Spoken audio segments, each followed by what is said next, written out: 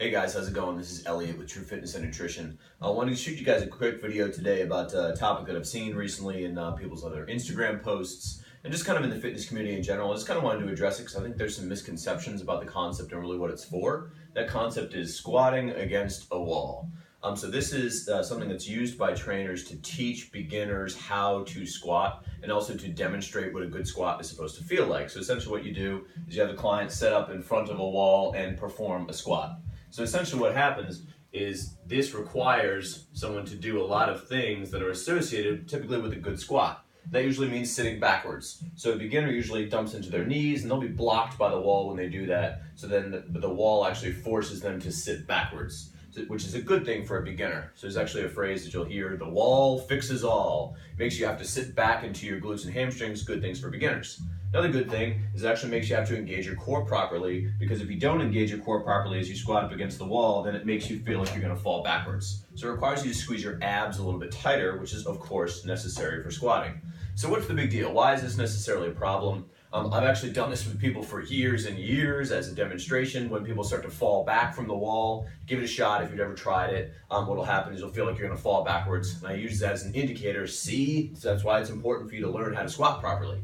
So yes, it definitely is important to learn how to squat properly, but is the wall the solution to teaching people how to squat properly? My argument is going to be no.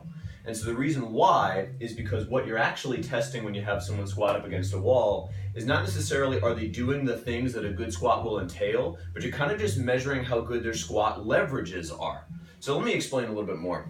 So if you have someone squat up against a wall, what that's going to require is that their center of gravity has to maintain a base over their base of support. So biomechanically, wherever your center of gravity is, has to be in the middle of your foot. If it's not, you'll fall over. That's just a basic biomechanical reality.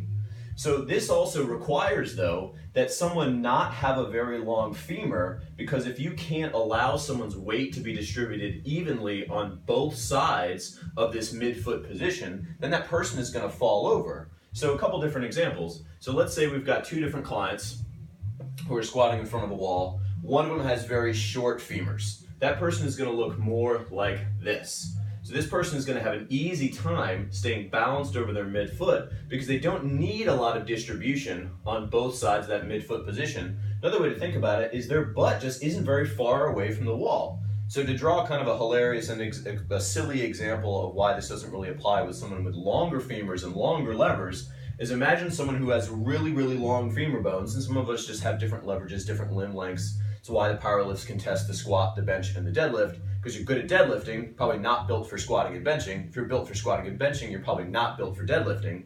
So that deadlifter type physique, imagine that person with very long femurs, they're gonna look more like this when they're trying to squat up against a wall.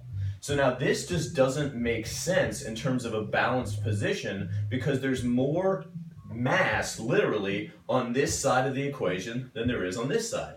So someone who looks like this versus who looks like this has to balance that system by having their knees travel farther forward. So what that person would need to do is they would have to have their knees travel more forward in order to keep that center of mass over their base of support. But the wall is blocking that, which forces their butts back even further. So this just means that are we actually testing with a squat that are you doing the things that are necessary for a good squat, or instead are we just measuring, yes, this person is already built to squat and this person is probably not. So what is it that you're trying to attain from the drill is to teach people the things they need to think while they're squatting, and those things are foot mechanics. Grab the ground with your feet. There's no better way to balance your base of support than to literally grab onto the ground.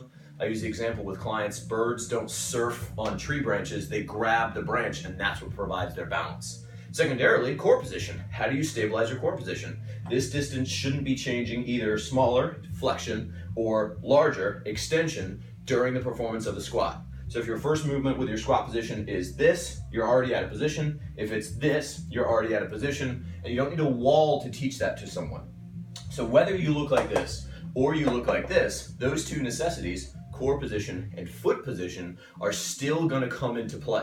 So my argument here today is that you should still most certainly teach people foot position and core position. Those two things are necessary, but the wall is going to be more of a measure of, or do you already have the leverages that are going to be conducive to squatting, versus is it going to teach you what things you need to think while you're squatting, which as trainers and as coaches and as athletes are really the things that we're supposed to be thinking about here. So give this sort of thing a consideration. Let me know your thoughts. Hope you learned something. Look forward to talking to you guys about it. Thanks.